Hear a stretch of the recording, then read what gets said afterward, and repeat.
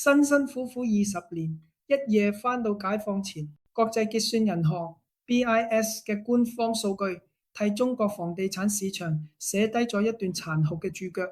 從2000年初到2025年底，住宅價格喺2021年第三季攀上高峰後，開始雪崩式下跌，至到2025年底，房價甚至跌破2005年嘅水準。20年係翻到原點，甚都冇變，乜都變咗。要理解呢場崩潰，必須翻到神話嘅起點。1998年，朱鎔基主導終結福利分房制度，啟動住房商品化改革，正式點燃咗中國史上規模最大嘅資產狂潮。數以億計嘅城市居民第一次將買房視為人生最重要嘅財富戰略。從此，中國房地產唔只係住宅市場，而係整個經濟體系嘅核心。地方政府依賴土地財政，銀行依賴房貸，家庭資產70%壓喺房地產，開發商靠預售制度高槓桿擴張，於是形成一個特殊循環：房價上漲，地方政府賣地，銀行放貸，建商擴張， GDP 成長，房價再上漲。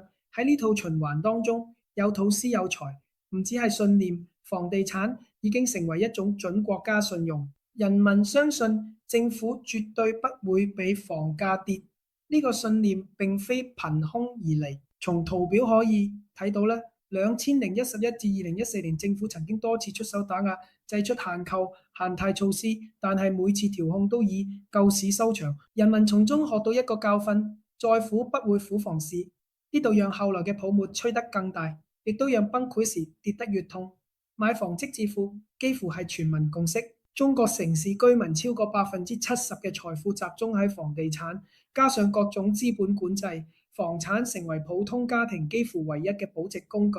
恒大、碧桂園、萬科呢啲巨頭嘅名一度等同於財富與安全感。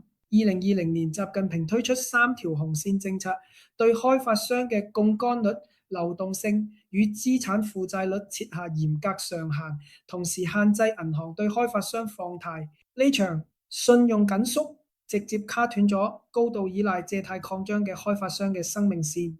跟住落嚟嘅故事眾所周知，2021年恒大違約，2023年碧桂園違約 ，There is this history。到2025年初，中國實質住宅房價指數已經跌破86，低於2005年嘅起始水準。20年嘅財富積累喺賬面上宣告歸零，房價下跌，讓民眾感到變窮啦。過去5年，銀行住戶存款幾乎翻倍，人們寧願存錢，亦都唔願消費，連帶拖累零售消費、企業信心、投資動能，物價全面走低。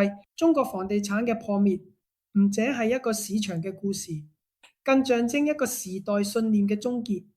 有土斯有財，呢句從農業時代就深入人心嘅格言，喺金融時代仲管用咩？先把中國放一邊。美國過去30年呢，房價年均報酬率呢約5.5%，扣除通膨之後呢，實質報酬呢僅約2至2.5%。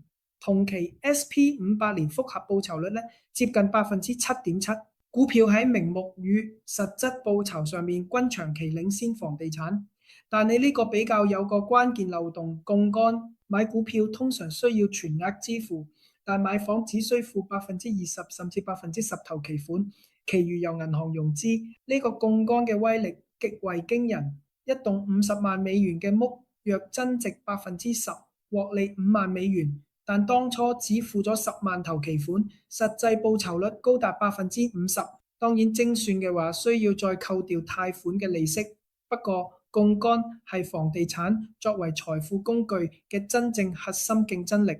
只係呢一把槓桿喺高利率時代正在從武器變成負擔。咁走過呢一切嘅 X 世代、千禧世代父母，到底該點教下一代看待財富？中國嘅房屋圖表係呢個命題最殘酷嘅實驗室。即使美國、台灣唔會因為人為制度讓20年嘅努力付諸流水，但喺高房價、高利率嘅時代，有土斯有財亦都唔應該再係年輕人嘅唯一嘅選擇。對於買唔起頭期款嘅年輕世代，更現實嘅財富路徑，或許係先有股再有土，用指數基金積累第一桶金，等利率周期轉向再進場房市。長達30年嘅數據話俾我哋聽，只要買入並持有，無論房地產定係股市，兩者都能夠投資人跑贏通膨，差異只在於方式。